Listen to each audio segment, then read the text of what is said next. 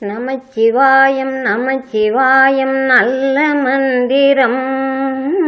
நாளும் சொன்னால் நல்ல நேரம் நமக்கு வந்திடும். இமை பொழுதும் இடைவிடாமல் உச்சரியுங்கள்.